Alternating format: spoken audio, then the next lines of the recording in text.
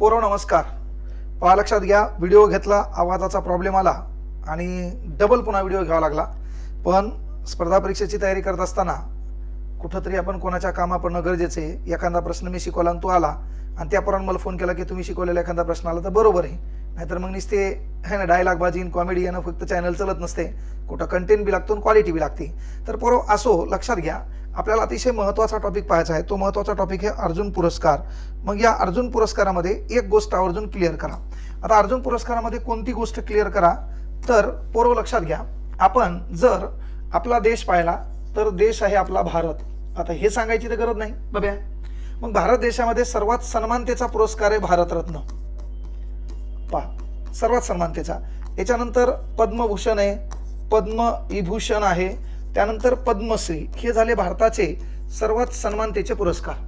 आता पहा, याच्यामध्ये बाकीचे मग प्रादेशिक असतील, विभागीय असतील, ती वेगळी, पण भारतीय लेवलवर हे पुरस्कार झाले.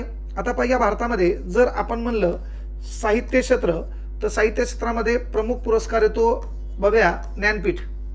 पहा, त्याच्यानंतर याच्यातला प्रमुख पुरस्कार येतो साहित्य अकादमी. हे भारतातला. आता आंतरराष्ट्रीय लेवलवर म्हणल्यावर तुम्हाला माहिती आहे की कोणतं आहे बाबा, नोबल आहेत, बाकीचे पण आहेत.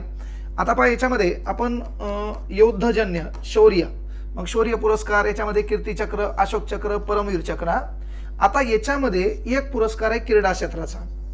पहा, क्रीडा क्षेत्र. 29 ऑगस्ट हा दिवस आपण राष्ट्रीय क्रीडा दिन म्हणून साजरा करतो.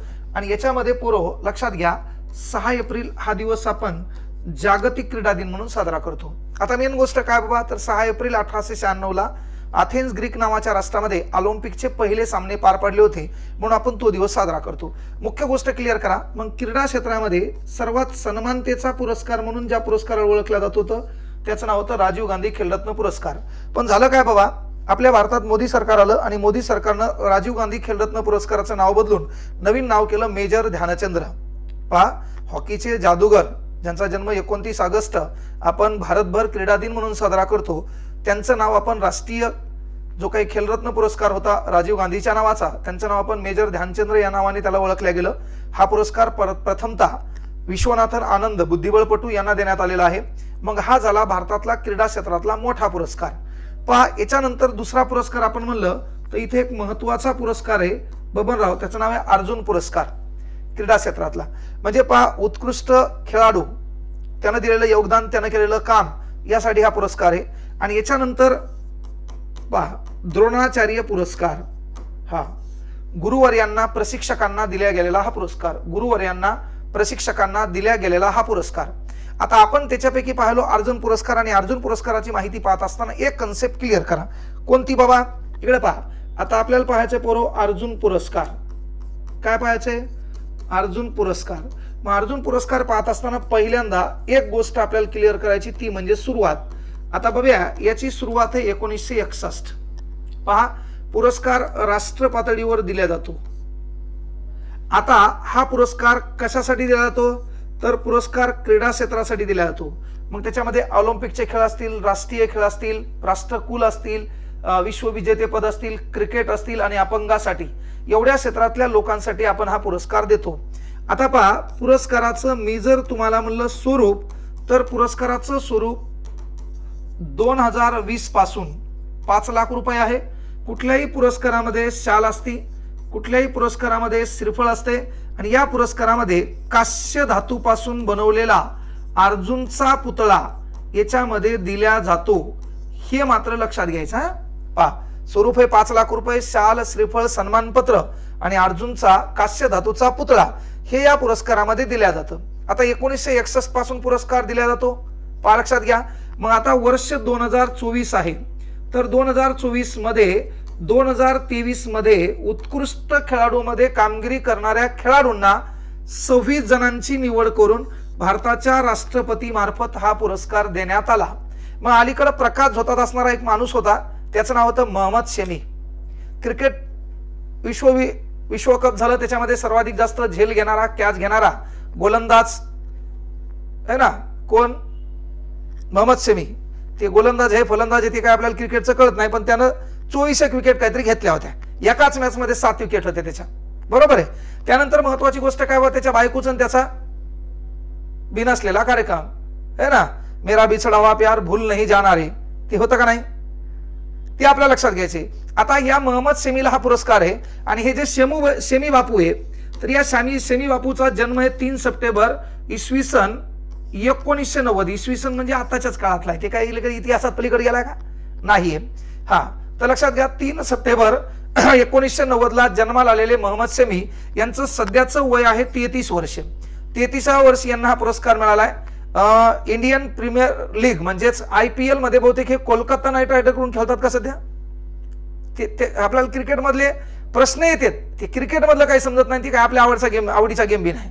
हा, हे लक्षात घ्या. मग मेन गोष्ट काय बाबा, यांना हा पुरस्कार मिळाला. याच्यामध्ये एक गोष्ट कोणती बाबा, सर्वाधिक लहान शीतल देवी, सर्वाधिक लहान पोरगी धनुर्धर शीतल देवी, हिला 16व्या वर्षी हा पुरस्कार मिळाला आहे. ही कोण आहे, उत्कृष्ट धनुर्धर आहे. हा, 16व्या वर्षी. आणि इकडं 16व्या वर्षी आपल्या महाराष्ट्रात काय चालू आहे, ठुमक ठुमक आना, हे का नाही, इकडे काय चालू आहे, हे का नाही, so beautiful so elegant just looking like a wow, मेलेली बरी तू. तो काम आहे अभ्यास करणं. तिला 16व्या वर्षी पुरस्कार भेटते, तर तू 20व्या वर्षी नोकरीत तरी लागायला पाहिजे. स्वाभिमानानं बापाला कुठं बसायचं एवढी ताकद ती आहे.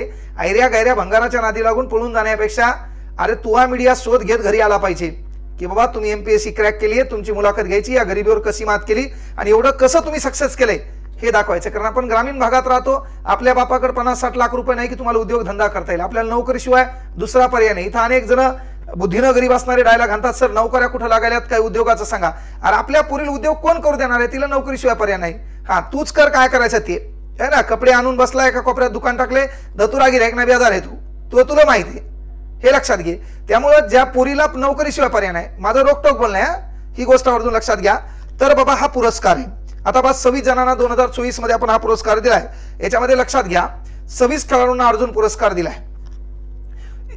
28 खेळाडूंची अर्जुन आणि खेलरत्न पुरस्कारांसाठी निवड करण्यात आलेली आहे.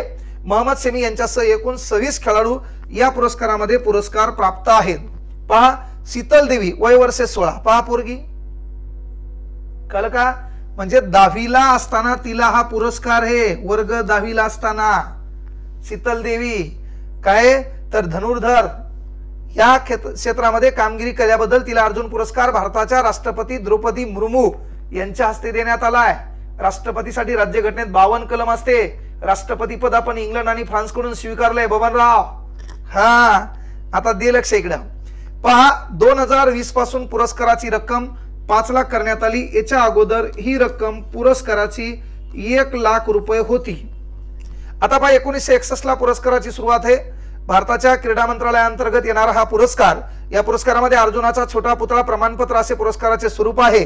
2001 पासून अर्जुन पुरस्कार फक्त खाली उल्लेख केलेल्या क्रीडा खेळांसाठी दिला जातो. मग त्याच्यामध्ये काय येते पहा, त्याच्यामध्ये येते ऑलिम्पिक खेळ 6 एप्रिल 1896 ला याची सुरुवात.